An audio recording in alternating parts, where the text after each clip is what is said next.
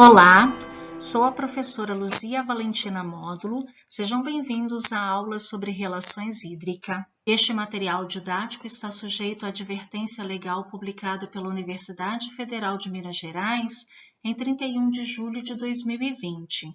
É destinado ao uso exclusivo na disciplina de Fisiologia Vegetal da UFMG e, portanto, não deve ser empregado para outra finalidade, sob qualquer justificativa, sem a autorização escrita do autor dessa videoaula. Todas as figuras e imagens usadas nessa videoaula são do livro Fisiologia Vegetal, 5ª edição, publicado por Lincoln Theis e Eduardo Zeiger.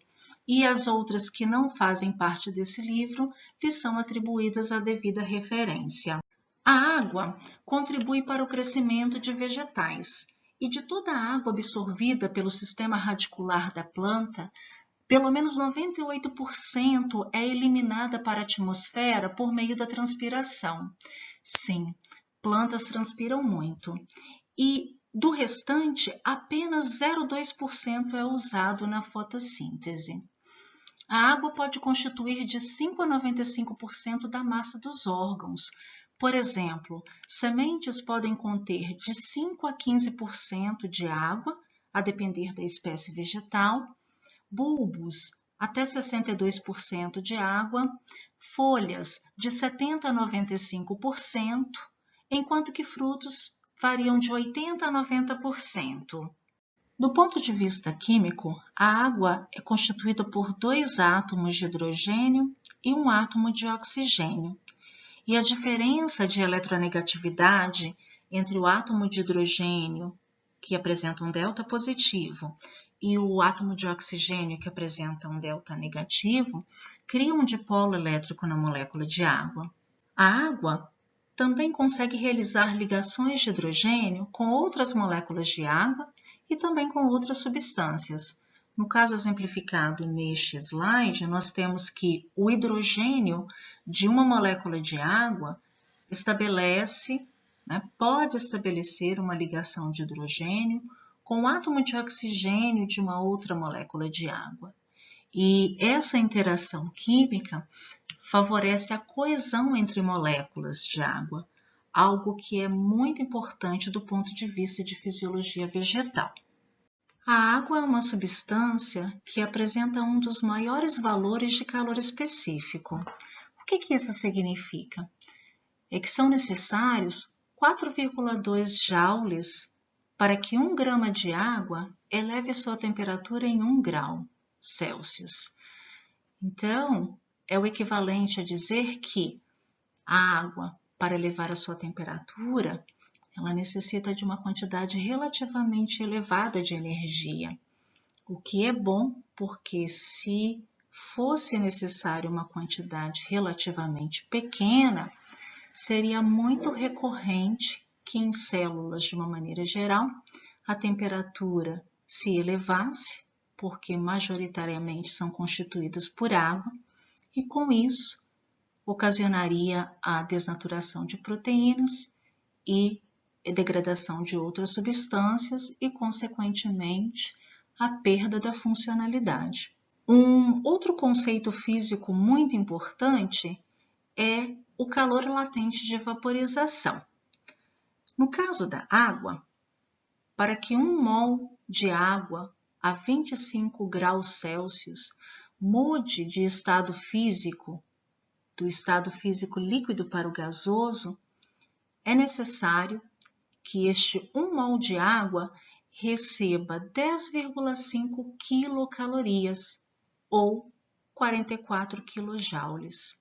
Em suma, 1 mol de água a 25 graus recebendo esta quantidade de calor equivalente a 44 quilojoules faz com que ela mude do seu estado físico líquido para o gasoso, graças ao desmantelamento das ligações de hidrogênio estabelecidas entre moléculas de água, favorecendo então o processo de mudança para o estado gasoso, impulsionando assim o processo de transpiração. E durante a transpiração, o fato que a água absorve calor, isso promove o resfriamento na região onde está acontecendo aquela troca gasosa, o que garante a manutenção da temperatura celular. A água e solutos, de uma maneira geral, se encontram em constante movimento no interior das células, de célula para células, de órgãos para órgãos, e quando a gente pensa em plantas, do solo para a raiz. E de que forma acontece esse movimento da água? Pode se dar por fluxo em massa, no qual as moléculas de água tendem a se mover em massa, na mesma direção, em função da gravidade ou de um gradiente de pressão. E como exemplo, nós temos o fluxo de água e de solutos no xilema, ou durante a ciclose. Com relação à difusão, trata-se do movimento das moléculas de água ao longo de um gradiente de concentração por agitação térmica ao acaso. Para exemplificar, temos uma imagem que nos mostra que a água pode também entrar na célula, passando livremente pela bicamada lipídica. Isso acontece em menor extensão, por quê? Porque a bicamada lipídica ela tem uma região que é pouco polar em relação à água, o que dificultaria a passagem livre da água através de membrana por causa da natureza, da polaridade de moléculas de água. Embora a gente observe que em alguma extensão ocorra a difusão de moléculas de água por meio da membrana bicamada lipídica, a membrana celular. Por outro lado, um processo mais recorrente em células vegetais é a entrada de água para o interior de células por meio de poros que são seletivos à água, também denominados de aquaporinas. É um conjunto proteico, de um conjunto de aminoácidos formando uma proteína robusta, uma proteína integral, que favorece a transferência da água do meio externo para o interior da célula. A água presente no solo é absorvida pelo sistema radicular e percorre todo um caminho até chegar à parte aérea. Uma vez na parte aérea, pode ser eliminada para a atmosfera na forma de vapor por meio de um processo conhecido como transpiração ou trocas gasosas. E o status da água neste sistema, ou seja, no sistema solo, planta, atmosfera, ele é medido em termos de potencial hídrico, representado pela letra grega psi, seguido de W, que correlaciona com a água, no inglês water. E quais seriam as componentes do potencial hídrico? Na célula, a água pode interagir tanto com micromoléculas quanto com macromoléculas. No caso da interação com micromoléculas, também conhecidas como solutos, isso resulta na diminuição do potencial químico da água. Então, a interação água-micromoléculas, ou seja, água-soluto, corresponde ao componente osmótico, denominado potencial osmótico, que também é representado pela letra grega psi, seguido da letra S. Então, com o aumento do soluto no interior de uma célula, este aumento resulta numa diminuição do potencial osmótico ou potencial dissoluto. A interação da água com macromoléculas também diminui o potencial químico da água, aqui denominado de potencial mátrico, representado pela letra grega psi, seguida da letra M. Contudo, o potencial mátrico praticamente não varia numa célula vegetal madura, onde a concentração relativa das macromoléculas, em geral, não se varia muito. Então, quando a gente pensa em componentes do potencial hídrico em células maduras, células vegetais maduras, até o momento a gente pensa em potencial osmótico ou potencial dissoluto. significando que a interação da água com solutos, ela tem uma contribuição para o potencial hídrico muito maior do que a interação da água com macromoléculas em geral. A entrada de água na célula, ela gera uma pressão. Isso se deve porque a parede celular é rígida. E essa pressão gerada, ela é traduzida em potencial de pressão, representado pela letra grega psi, seguido da letra P, que significa pressure. Tá? E isso tudo aumenta a energia das moléculas de água. Então, resumindo, o aumento do conteúdo de água na célula resulta no aumento do potencial de pressão. Então, tais relações entre as componentes do potencial hídrico podem ser expressas na equação PCW, potencial hídrico, é igual ao potencial de soluto mais o potencial de pressão. O potencial hídrico da água pura é, por convenção, igual a zero. E à medida que se aumenta a quantidade de soluto num sistema contendo água, esse sistema passa a ter um potencial hídrico reduzido. Ou seja, o aumento da concentração de soluto numa célula vegetal leva a uma diminuição do potencial hídrico daquela célula. Logo, quando se pensa em uma célula vegetal, tem-se em mente que o potencial hídrico daquela célula sempre será um número negativo, menor do que zero, tendo em vista que toda célula vegetal contém algum soluto. O aumento do potencial de pressão de uma célula leva ao aumento do potencial hídrico. O fluxo de água no sistema solo-planta-atmosfera se dá num processo análogo ao processo de osmose celular. O que seria essa osmose celular? A água, ela migra de um meio mais abundante em água para um meio com menor abundância de água devido à presença de certa quantidade de solutos.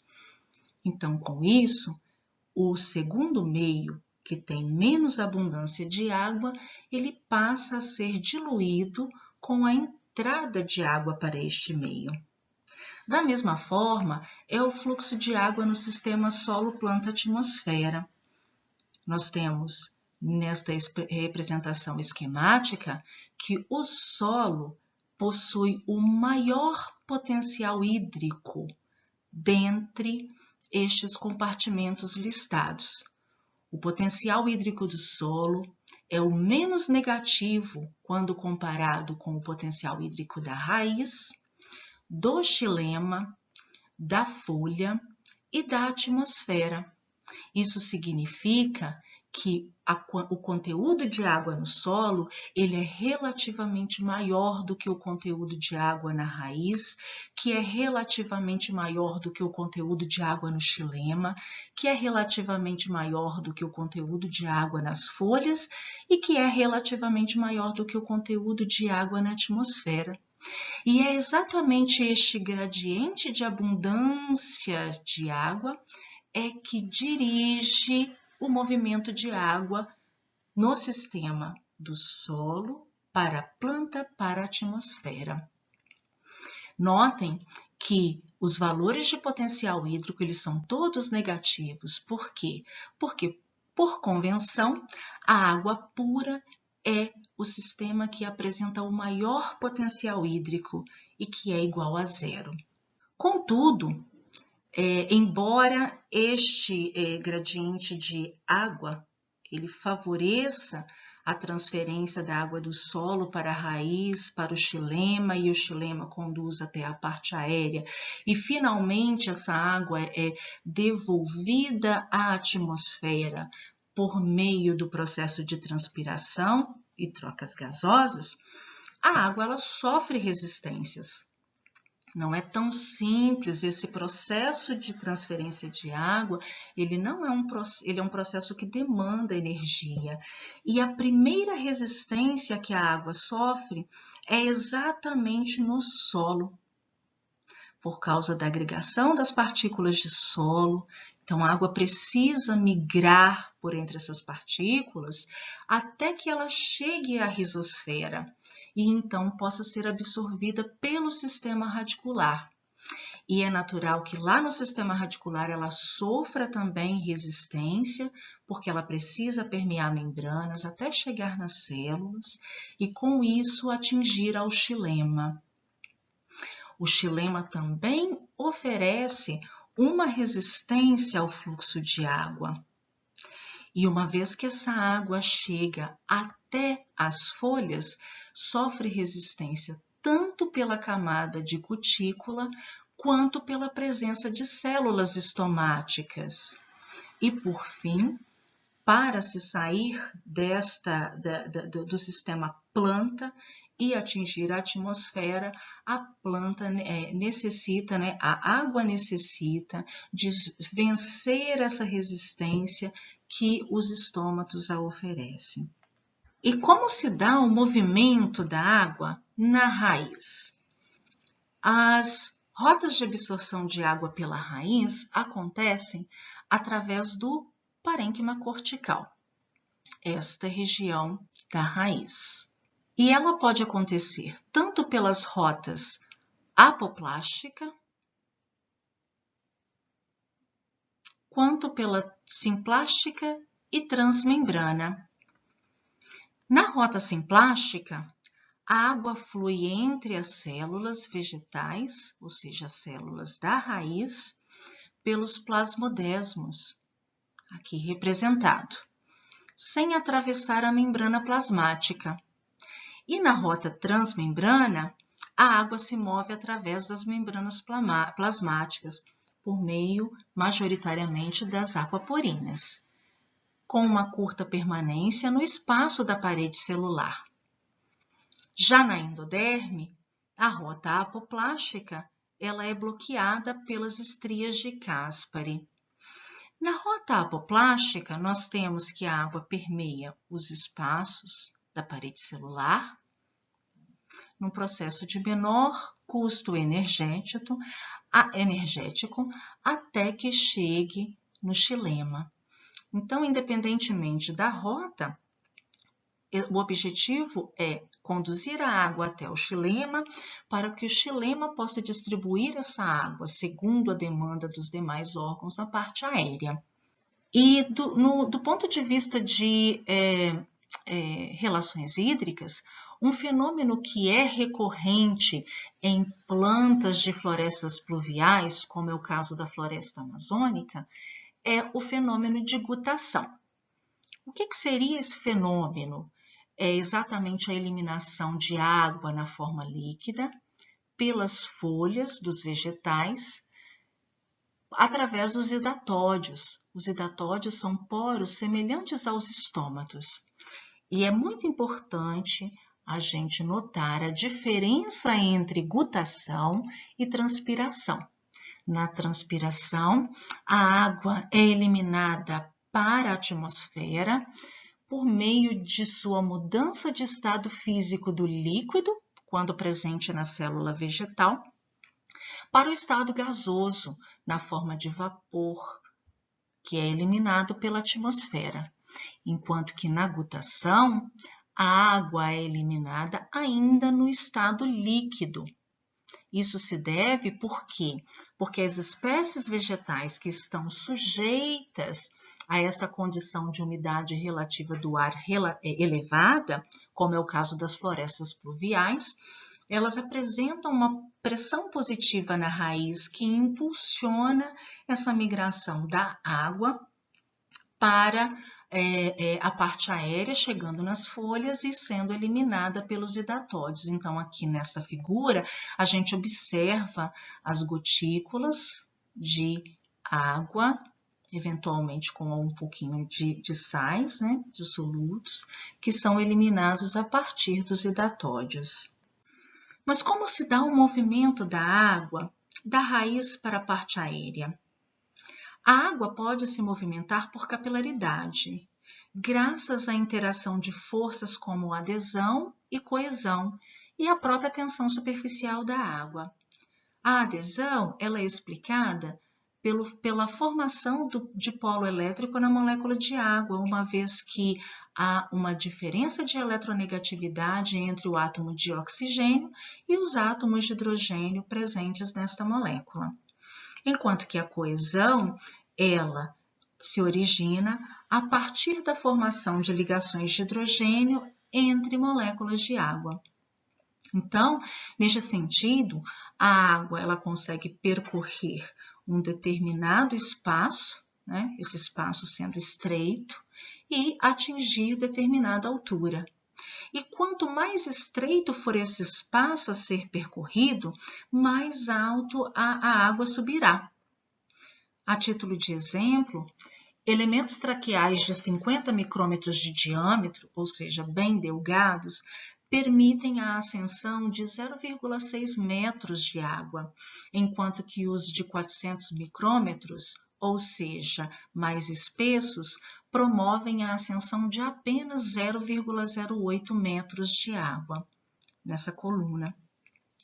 Então, o movimento da água por capilaridade, ele acaba se tornando apenas relevante em plantas vasculares de pequeno porte, onde o percurso da água é relativamente pequeno. Então, a participação do fenômeno de capilaridade é mais evidente, mas nós não conseguimos explicar a ascensão da água da raiz à parte aérea em plantas de portes mais elevados simplesmente pela capilaridade. A teoria mais aceita para explicar o movimento da água da raiz para a parte aérea é a teoria de coesão-tensão proposta por Dickson e Joule. E de que forma é explicada essa ascensão? Comecemos do topo desse sistema de transporte para facilitar o entendimento. Quando a água evapora, pelo processo de transpiração, aquela água que é perdida pelas células da folha, ela vai para a atmosfera e essa perda de água faz com que o potencial hídrico das células da folha caia. E isso impulsiona a transferência de água do xilema, junto às paredes celulares, para as células foliares, isso por fluxo de massa. Essa transferência de água do xilema, ela cria uma tensão, aumenta-se a tensão, ou seja, cria-se uma pressão negativa sobre a superfície das paredes celulares. E essa tensão, ela é transmitida para a coluna de água contínua, lá no xilema, até chegar na raiz. E essa coluna de água contínua, ela é exatamente contínua graças à coesão entre as moléculas de água, uma vez que são estabelecidas diversas ligações de hidrogênio entre moléculas de água. E é essa elevada coesão entre as moléculas de água é que permite que, sob uma tensão elevada e condições normais, não ocorra a ruptura dessa coluna de água. Com isso, se explica o processo de transferência de água das células da raiz para o xilema e do xilema ao longo da parte aérea até chegar às folhas. Recapitulando, a perda de água por células de folhas pelo processo de transpiração, leva a uma diminuição do potencial hídrico nessas células foliares e, com isso, impulsiona a transferência de água a partir do xilema para células foliares com o intuito de repor aquela água perdida e restabelecer o potencial hídrico. Com isso, a partir dessa transferência de água do xilema, cria-se uma pressão negativa junto às paredes celulares, também conhecida como tensão. E é essa elevação de tensão junto às paredes celulares que impulsiona esse fluxo de massa de água para as células foliares. Essa pressão negativa, esta tensão, ela é transmitida ao longo da coluna de água no xilema até chegar na raiz. E essa coluna de água contínua, ela coexiste exatamente por causa da coesão entre as moléculas de água devido ao estabelecimento de ligações de hidrogênio. E uma vez transmitido até a raiz, então a água ela é retirada do xilema, repassada para a folha, e aquele déficit de água, aquele déficit transitório de água no xilema é suprimido graças ao fornecimento de água por células de raízes, explicando assim o processo de movimentação da água das células de raízes para as células foliares. No entanto, a planta pode passar por um processo de cavitação ou embolia. Isso se deve porque a água, sob elevada tensão, ela se apresenta no estado metaestável, podendo então mudar de estado físico, do líquido para o gasoso. E se esse processo acontece dentro do xilema, criam-se espaços contendo água no estado gasoso, que são semelhantes às bolhas de ar, criando então um processo de cavitação. Em que extensão ocorre o fenômeno da cavitação? A cavitação ela ocorre no xilema quando a tensão da água, ou seja, a pressão negativa, dentro desse vaso condutor, excede a pressão atmosfera. Ou seja, a pressão num dado local no xilema cai consideravelmente, fica consideravelmente negativa. Ocorre então a formação local de vapor d'água, porque a água se encontra, quando sob tensão, ela se encontra no estado metaestável, e com isso ela muda de estado físico do líquido para o gasoso, formando vapores de água dentro do xilema, ou nos elementos de vaso, ou então nos traqueídeos. E as plantas, elas felizmente possuem diversos mecanismos de reparo de xilema cavitado, porque este processo é um processo análogo ao de embolia. Chegamos ao final da nossa videoaula sobre relações hídricas. Este é o referencial teórico utilizado na abordagem da aula de hoje e eu aproveito para convidá-los a assistir a nossa próxima videoaula sobre movimento estomático e tolerância à dessecação.